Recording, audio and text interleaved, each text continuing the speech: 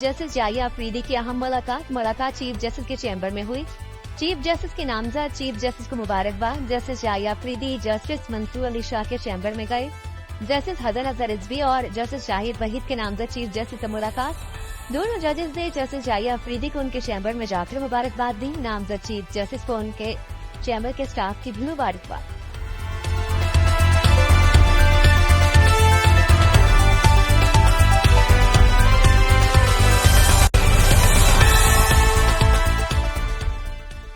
Justice Yahya Afridi chief justice Pakistan तैनात सदर मुमलिकत ने वज़ीर आज़म की तरफ से एहसास समरी पर दस्तखत कर दिए। वजारत कानून ने नोटिफिकेशन जारी कर दिया। नए चीफ जस्टिस 26 अक्टूबर को हल्फ उठाएंगे। ऐवान सदर में तकरीब की तैयारियां शुरू। जस्टिस जाहिया अफरीदी 3 साल तक सुप्रीम कोर्ट के चीफ जस्टिस रहेंगे। नई चीफ जस्टिस की मंजूरी पार्लियामानी कमेटी ने 2/3 अक्सरियत से दी। तैनाती आइन के आर्टिकल 175, 177 और 179 के तहत की गई।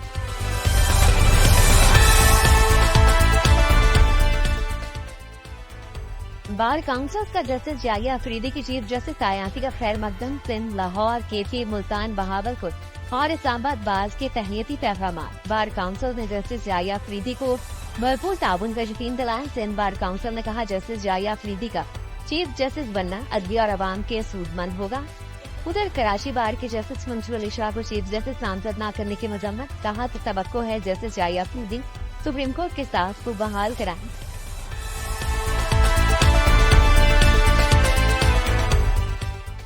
जस्टिस जाहिया अफरीदी की चीफ जस्टिस तैनाती पर केपी और कबायली अज़ा के अवाम खुश। अवाम ने कहा कि जस्टिस जाहिया अफरीदी का चीफ जस्टिस पाकिस्तान बनना फख्र के लिए इंतहाई फख्र की बात है।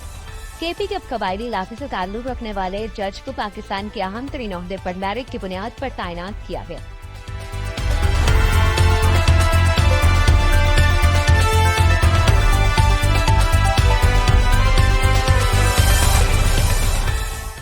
बुशरा बीबी की जमानत मंजूर हाई का हाल ना हो सके। इस्लामाबाद हाईकोर्ट ने तोशाखाना के केस में जमानत पर रिहा करने का हुक्म दिया।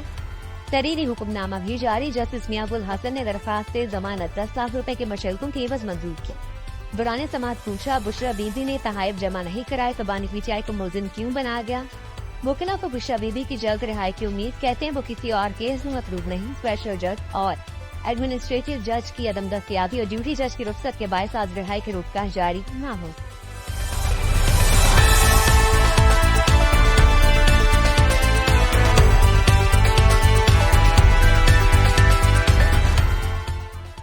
बुशरा बीबी घरेलू खातून है, सियासत से कोई ताल्लुक नहीं। उनको बेगुनाह जेल में रखा गया। अपोजिशन लीडर उमर अयूब के अडयाला जेल के बाहर मीडिया से गुफ्तगू। कहा कि बुशरा बीबी को तोशाखाना केस में मुलव्वस किया गया।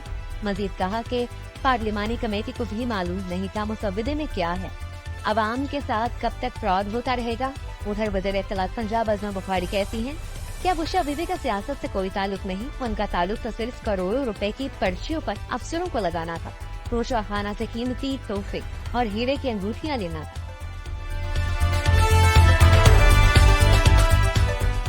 बानी पीटीआई से मुलाकात न कराने पर तौहीन अदालत केस। इस्लामाबाद हाईकोर्ट का जेल सुपरिटेंडेंट को कल के लिए नोटिस जवाब तलब कर लिया। पीटीआई वकीला ने मौखिक इख्तियार किया। उनकी मुलाकात भी नहीं कराई जाती। बानी पीटीआई के सेल में कई दिन से बिजली नहीं, बरामदे में निकलने की भी इजाजत नहीं। अदालत ने रिमार्क किए कमीशन बनाने का मकसद ही यही था मसाइल पैदा न।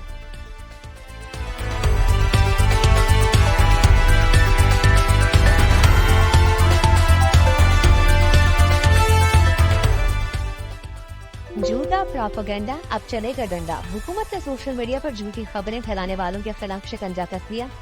वफाकी काबीना की national cyber crime investigation agency रूस की मंजूरी। साइबर क्राइम के खिलाफ कार्रवाई और डिजिटल राइट्स का तहफ़्फ़ुज़ किया जाएगा। रियासती इदारों और सरकारी शख्सियात के खिलाफ प्रोपेगेंडे पर भी सब सेक्शन होगा। मुलव्वस अफराद को 15 साल तक सजा और भारी जुर्माना आयद होगा। NCCI साइबर क्राइम्स के खिलाफ कार्रवाई के लिए आलमी इदारों से राब्ते की मिजाज। निगरान हुकूमत ने दिसंबर 2023 में NCCI कायम करने की मंजूरी दी थी।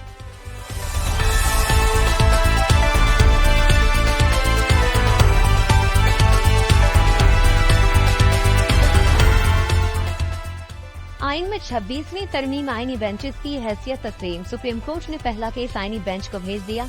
बरतरफ मुलाजमीन की बहाली की दरखास्तें आइनी बेंचेस को इरसाल। जस्टिस मंसूर अली शाह ने रिमार्क्स दिए कि 26वीं आईनी तरमीम में कहा गया आईनी केसेस आईनी बेंचेस सुनेंगे, आला बेंचेस बनेंगे, वही तायन करेंगे। सिंध हाई कोर्ट में भी आईनी बेंचेस की गूंज। मेयर कराची के इलेक्शन के खिलाफ दरख्वास्त पर समाअत। अदालत ने कहा सूबाई असम्बली में आईनी बेंच की तश्कील का मरहला मुकम्मल होने तक रोस्टर के मुताबिक बेंचेस समाअत करते रहेंगे।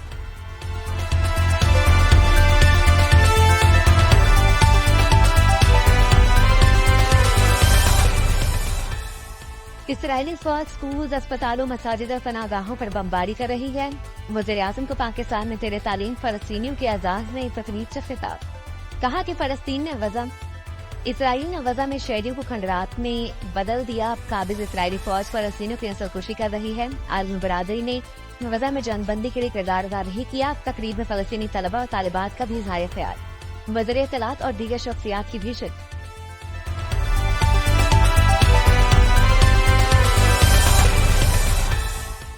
मुल्क में सियासी और मुआशी इस्तेहकाम, कारोबारी सरगर्मियों के लिए मुस्बत पैगाम। पाकिस्तान स्टॉक एक्सचेंज में आज भी जबरदस्त तेजी रही। हंड्रेड इंडेक्स ने 87,000 का संग-ए-मीर अबूर कर लिया। इंडेक्स में 727 पॉइंट का इजाफा 87,194 की सतह पर बंद हुआ।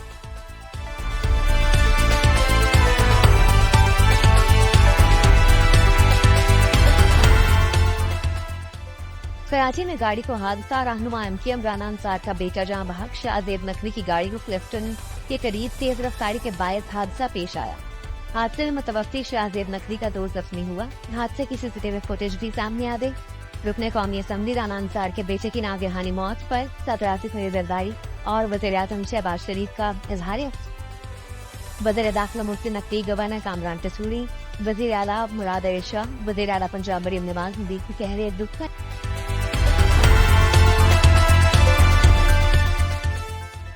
इकदामात और इंतजामात। बेसूद स्मॉग में रोज बरोज इजाफा। लाहौर आज भी दुनिया के सबसे आलूदा तरीन शहर में शामिल। Air quality index 503 record. Karachi में 166 तक जा पहुंचा। लाहौर का इलाका बढ़ के सबसे आलूदा। इंडेक्स 844 तक रिकॉर्ड किया गया। पंजाब हुकूमत ने स्कूल के औकात का तब्दील कर दिए। 31 जनवरी तक स्कूल सुबह 8:45 बजे लगेंगे। मरियम औरंगजेब का कहना है शहरी को स्मॉग से बचाने के लिए तमाम हिफाजती इकदाम किए जा रहे हैं।